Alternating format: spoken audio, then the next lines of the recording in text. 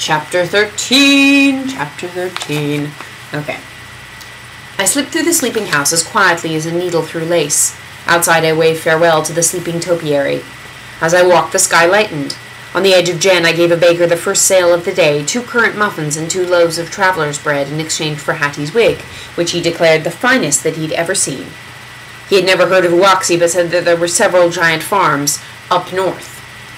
"I hear they bake cookies as wide as my waist," he said. He drew a map for me and flour on his pastry board. The road would fork after I left Jen. The right-hand fork led back to Frel. The left fork was the one I wanted. My first landmark would be the elf's forest. After the forest, I would come to another fork. The road to the left, which I was not to take, led to the fens, where the ogres lived. The road on the right would take me to the giants. When the cows became as big as barns, I would be there. It didn't seem far on the pastry board. My fingers could travel the distance in a trice. The baker thought the trip would take 5 or 6 days by coach. "How long do you think it would take to walk?" "Walking?" He started to laugh. "On foot? Alone? With ogres and bandits roaming the road?" Beyond Jen, I left the road, following it, but too far away to be seen from it. I didn't fear pursuit by Madame Edith, who would probably conceal my disappearance for as long as possible in hopes I might return. The baker's worries about ogres and bandits I thought exaggerated, since a solitary traveler would hardly be worthwhile prey. Stupid. Don't you ever go walking alone on the country, miss. However, I was wary of strangers. With my curse, I had to be. I wondered if I would meet Char on his way to the fens. I liked thinking he might be near, but whether he was ahead of me or behind, or whether he had taken this route at all, I had no idea, and I wished my magic book had told me more. The road was little trafficked, and I was too happy about my escape to feel much fear. I was free of orders. If I wanted to eat my breakfast under a maple tree and watch the day grow between its leaves, I could, and did. If I wanted to skip or hop or run and slide on dew-wet leaves, I could, and did. And when the mood took me, I whistled or recited poems that I made up on the spot. I spent 2 glorious days this way, the best since before Mother had died. I saw deer and hares, and once, at twilight, I swear I saw a phoenix rise, trailing smoke. On the 3rd day, I began to despair about reaching the giants in time. I hadn't even come to the elves' forest. If I had any chance of getting to the wedding, I should have passed the forest on the 2nd day, unless the baker had been mistaken about the distance from the forest to the giants. Perhaps they were much closer to each other than he thought. On the 4th day, I finished my last bit of traveller's bread. The land changed to sandy fields and low scrub, and I began to despair about reaching the giants before the newlyweds celebrated their 1st anniversary. On the 5th day, I knew I was doomed to wander the endless barrens till I died. On the 6th day, there were more trees, but I was too dazed by hunger to realize their significance. I was searching the ground for the lacy flowers of the wild carrot when I caught a shift in the shadows ahead of me, a flash of motion among the tree trunks. A deer? A walking bush? There, I saw it. An elf! "Kumek im spoud," I called. It meant sun and rain, or hello in Elfian. "Kumek im spoud." An elf woman approached me hesitantly. Her robes were woven in dappled pattern, a shadow of leaves on the forest floor. "Speak Elfian?" "Yungar." "A little." I tried to smile at her, but her expression was so solemn I couldn't. "Af inch Paul?" she asked. "Doc inch Ella Jort Hux Sir Peter Hux Frel." I wondered if she knew father. "Sir Peter, wattle len." Her tone was dismissive. She stepped closer and stared at me. I met her gaze and hoped I didn't seem wattle, sly, too. Her eyes poured into me. I was sure she knew every one of my unkind thoughts, knew about the theft of Hattie's wig, knew each time I'd made my finishing school mistresses uncomfortable, and knew I hadn't had a bath since I'd left Jen. "Mundlen." She smiled and took my hand. Her fingers felt waxy, like a leaf. Not like father. She led me to Slanen, the elves' chief trader, who spoke Kyrian fluently. He was the one father had mentioned in his letter. He confirmed that the baker's map was accurate. I didn't say anything, but my face must have shown how bitter my disappointment was. "You will join your father at the giant's farm?" he asked. I nodded. "But I'm not hurrying to him," I blurted, and then stopped. "You seek something else from the giants." His amber eyes searched my face. "Someone I must find. I must find her." Slanen patted my arm. "Elves will help. In the morning you will see. But you must spend the night as our guest." He smiled, showing pale green teeth.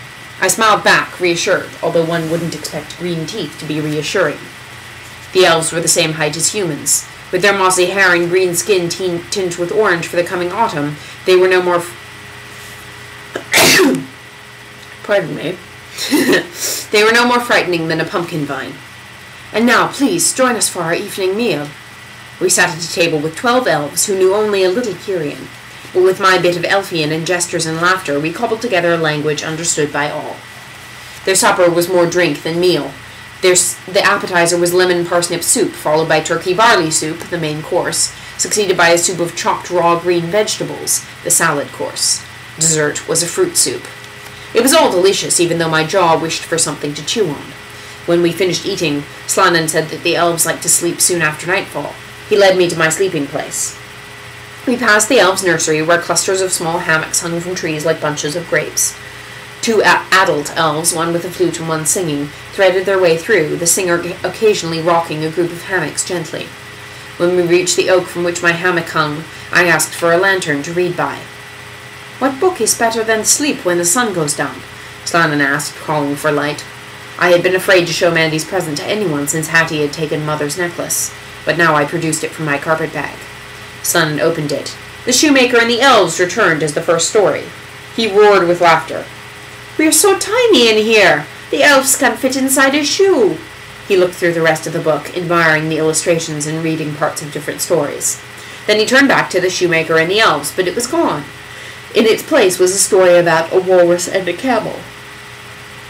"Fairy maid," he said, "this is precious. It must give you much comfort." He returned it to me. "Do not read too late. You have a long journey tomorrow."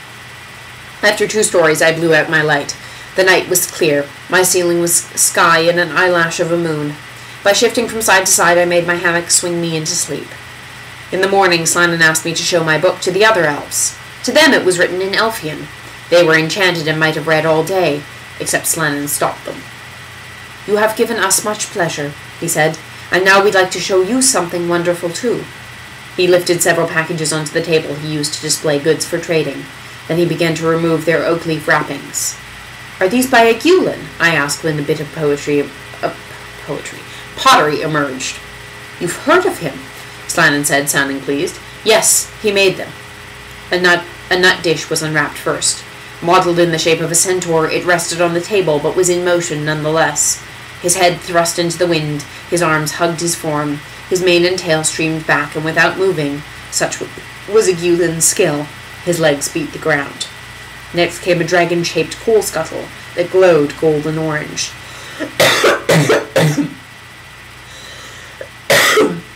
Somehow, the air shimmered around its foot-long flame. Its ruby eyes were windows to an interior furnace. I was afraid to touch the beast for fear of being scorched. But my favorite was a stirrup cup, molded in the shape of a wolf's head and shoulders, with the head lifted and the mouth pulled into an O for a long howl. The ridges in the pottery for his fur were so fine that each hair was defined. I felt the tension in his shoulders where the cup ended, and I imagined the rest of him, sitting but erect, with excitement running through him from his big paws to the end of his plumy tail. I loved his howl, which I could both hear and feel, long and plaintive, woebegone and heartsore, filled with yearning for what used to be and what would never come again. "He's beautiful. They're all beautiful. They don't look as though someone made them. They look born." Slanen began to wrap the pieces up again. I hated to let them go. "Wrap this one last, please." I touched the wolf's nose. When he finished, Slanen handed the package of the wolf to me. "It's for you." Father had made it clear that an Agulin was worth a great deal. "I can't accept such a valuable gift," I said in my best manners mistress manner, but my hands closed around it. "You have," Slanen said, smiling. "We like to give our best pieces away sometimes, when we find people who love them." "Thank you. Don't cry." Slanen gave me a green handkerchief. He looked at me consideringly. "Sir Peter is a witty man and a shrewd trader, but if he had admired our things as you do, we would have been gladder to let him have them." "But he told me that you're the best potters." "He should have told us. How can I exchange this gnomish copper stewpot for 2 such paltry faces?" he'd say. "The workmanship doesn't compare," he'd say. And father had I can't talk today. And father had thought Slannon a poor trader. My gift was packed on a fat pony, along with enough food to last until I reached my destination. More elvish generosity, although the pony was alone. Vib ol passuado, Slannon said in parting. Stay in the shade. With any luck, you will reach the elves in 3 or 4... You will reach the... Oh my god. It's taking me forever. With any luck, you will reach the giants in 3 or 4 days. But I had no luck. Uh-oh. Uh-oh. Okay, bye-bye. Sorry about my sneezing and my coughing and my inability to read words in that chapter. Sorry about that. I'm tired.